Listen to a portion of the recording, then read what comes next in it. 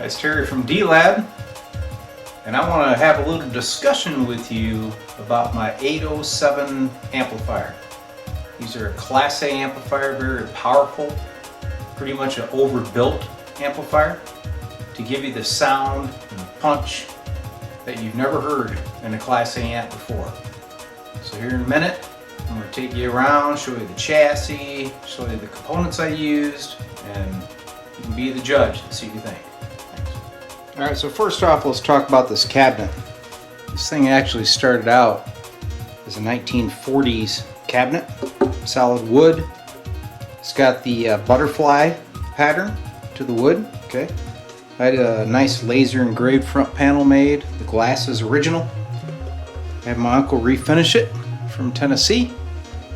It's a real piece of furniture.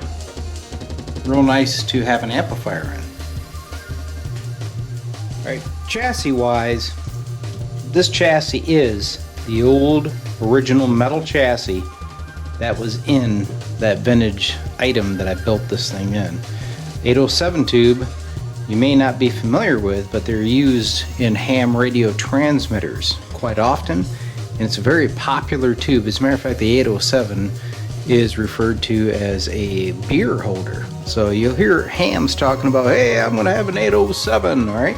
So that's what they're talking about. The output transformer here is a Habor, a very nice Habor transformer, and it has 4, 8, and 16 ohm outputs. Power transformer is a Hammond 273DZ, okay, and that's a very robust transformer. As a matter of fact, it put out so much power that I had to be very careful. When I rectified it, I had to build this custom power supply board to be able to support the power. And this resistor here is a bleeder resistor, so when you go into standby mode, it keeps the power supply under control, okay? So you don't turn it on and kabam, you blow your tube, okay? So the resistor is in there to kind of hold the power supply down, keep things under control until you go into operation mode. This resistor here is actually the bias adjustment for the Class A operation. So this thing is cathode biased, okay? Underneath, as you can see, of course, it's point-to-point wired. Kind of looks crazy, but I use shielded cable and everything. This thing is super quiet, super powerful, probably one of the coolest amps D-Lab has ever built.